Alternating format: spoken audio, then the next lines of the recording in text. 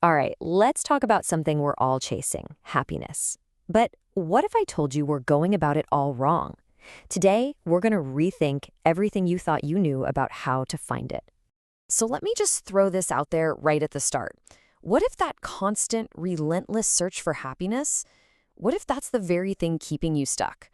It's a pretty wild idea, right? But stick with me, because we're going to dig into it. Okay, so to really understand what's going on, we first have to talk about what most of us even mean when we say happiness. And that leads us straight into what some call the happiness trap. You know, the psychologist Martin Seligman really nailed it with this quote. For most of us, we've been sold this super simple equation. Happiness equals pleasure. The more good feelings you can rack up and the less bad feelings you have, well, that's a happy life. It's this idea of hedonic happiness.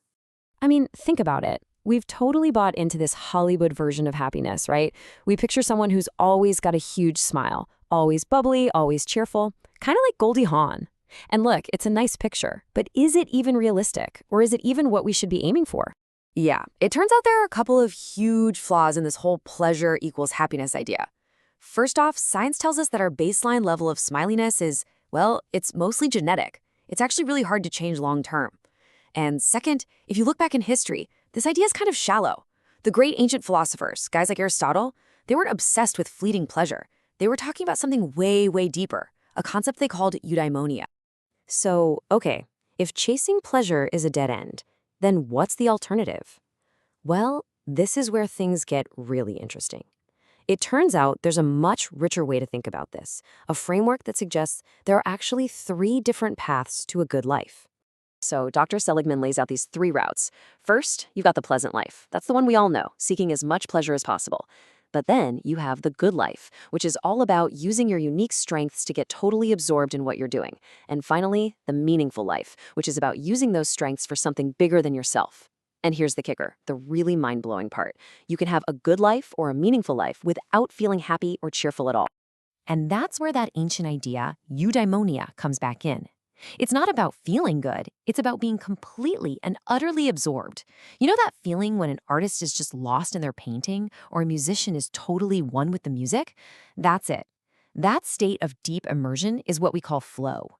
In that state, there's no room for thinking, no room for feeling, just pure, focused engagement. Now, I know what you might be thinking. This all sounds nice philosophically, but is there any actual science to back this up? Well, let's take a look, because the results from the research are, honestly, they're pretty shocking. So researchers put this whole 3-path model to the test, and what they found was an absolute bombshell. Turns out, the amount of pleasure in someone's life, that whole Hollywood version of happiness, it had basically 0 connection to their overall life satisfaction. None. And you can see it right here. The results are just so clear. When they looked at the pursuit of pleasure, there was no significant link to life satisfaction. But the other 2? Huge connection. The pursuit of engagement, that's the flow state or eudaimonia, and the pursuit of meaning were both powerful predictors of a satisfying life. So the takeaway here is just crystal clear. If you want to build a life that you actually feel satisfied with, the science is pointing in one direction. Don't chase good feelings. Instead, pour your energy into finding engagement and creating meaning. Okay, that's great. We know what to aim for now, engagement and meaning, but how in the world do you actually do that? Especially when life is constantly throwing difficult thoughts and painful feelings our way. Well, this is where we need a practical toolkit. So, how do we put all these ideas into practice? Well, one of the most powerful toolkits out there comes from a therapy model developed by Dr. Russ Harris. It's called Acceptance and Commitment Therapy, or ACT for short.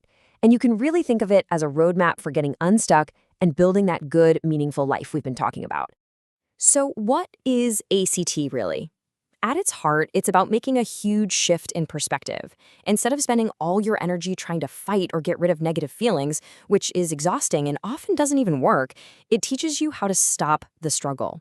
The whole point is to free up all that wasted energy so you can focus it on what really matters, taking action to build a rich, full, and meaningful life. This is a really core idea in ACT they call expansion. You're not trying to pretend you like your anxiety or your sadness. Not at all. You're just making room for it. You're allowing it to be there without getting into a tug of war with it.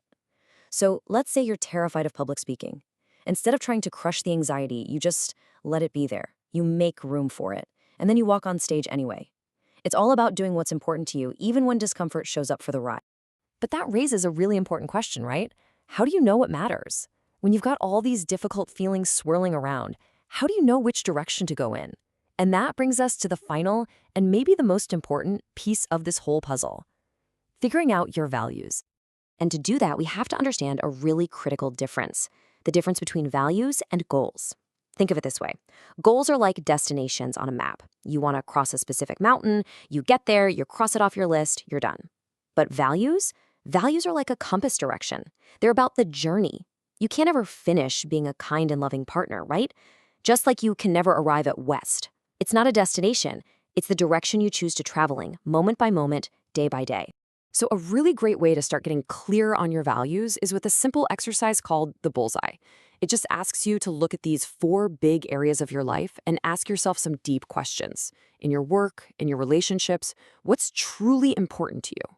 What kind of person do you want to be? And this isn't about what you think you should value. It's about getting quiet and discovering what you genuinely, deeply care about. And once you know that, those values become your compass. And all of this really leads us to one final powerful question. Maybe, just maybe, we've been asking the wrong question all along.